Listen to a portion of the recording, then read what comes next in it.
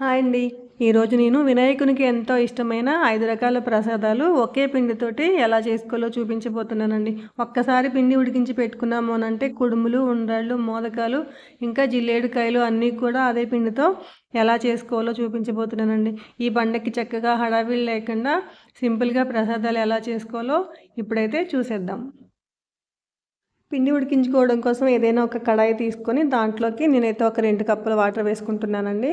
అలాగే కొంచెం సాల్ట్, కొంచెం నెయ్యి కూడా వేసుకుని నీళ్లు మరిగేంత వరకు కూడా మరిగించుకోవాలండి. నీళ్లు మసిలొచ్చిన తర్వాత 2 కప్పుల నీళ్ళకి 1 కప్పు ఎండు బియ్యం పిండి ఉంటుంది కదండి, దాన్ని వేసుకుంటూ కలుపుకుంటూ ఉన్నామనంటే గడ్డలు లేకుండా చక్కగా దగ్గరికి వచ్చేస్తుంది అనమాట. ఒక్క నిమిషం పాటు కలుపుకున్నామంటే పిండి అనేది ఇలా దగ్గరికి వచ్చేస్తుందండి.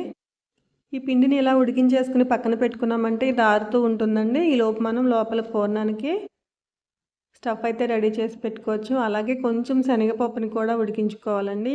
ఇది ఇలా దగ్గరికి వచ్చేసిన తర్వాత పక్కన పెట్టేసుకుని కడాయి తీసుకొని 1 కప్పు కొబ్బరి వేసుకున్నానండి. అలాగే అదే కప్పుతోటి 3/4 కప్పు వరకు బెల్లాన్ని కూడా వేసుకుని ఇది దగ్గరికి వచ్చేంత వరకు కూడా ఉడికించుకోవాలి. బాగా దగ్గరికి అయితే రాకూడదండి, సగం వరకు ఉడికితే సరిపోతుందనమాట.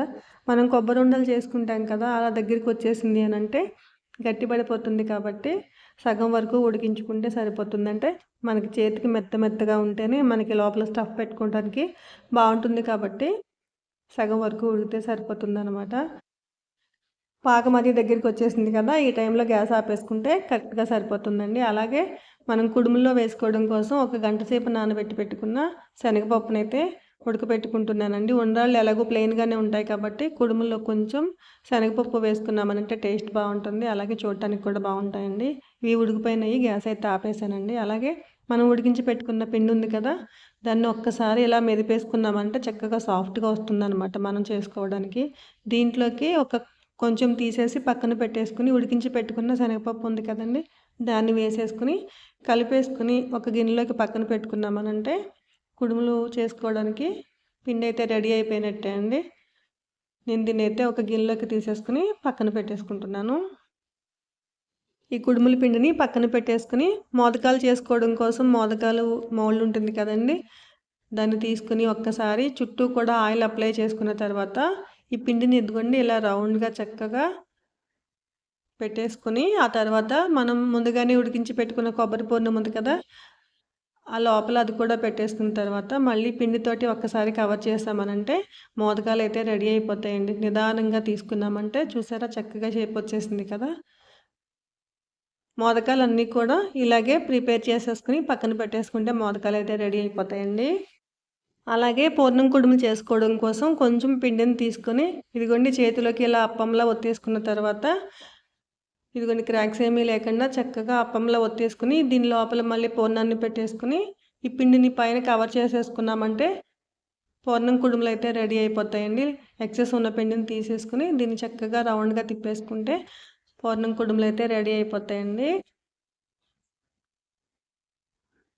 ఇలాగే మనకి ఎన్ని కావాలంటే అన్ని మోదకాలు అలాగే పూర్ణం కుడుములు కూడా చేసేసుకుని పక్కన పెట్టేసుకోవచ్చు.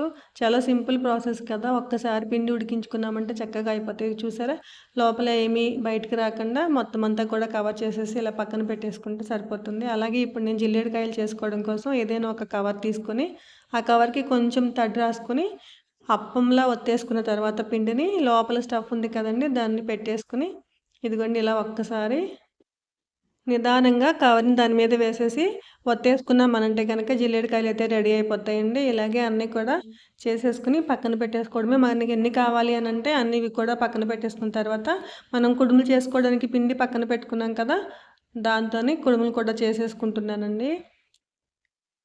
మనకి కావాల్సిన సైజులోకి కుడుములు అయితే చేసేసుకుని పక్కన పెట్టేసుకున్నానండి. అలాగే ప్లెయిన్ పిండి ఉంది కదా, ఇందాక మనం పప్పులు వేయకుండా మిగిలిపోయిన పిండి ఉంటుంది కదండి, దాంతో చక్కగా చిన్నగా చేసుకున్నామనంటే ఉండ్రాళ్ళు అయితే రెడీ అయిపోతాయండి. 5 రకాల ప్రసాదాలు కూడా చక్కగా ఒక అరగంటలో చేసేసుకోవచ్చు అనమాట.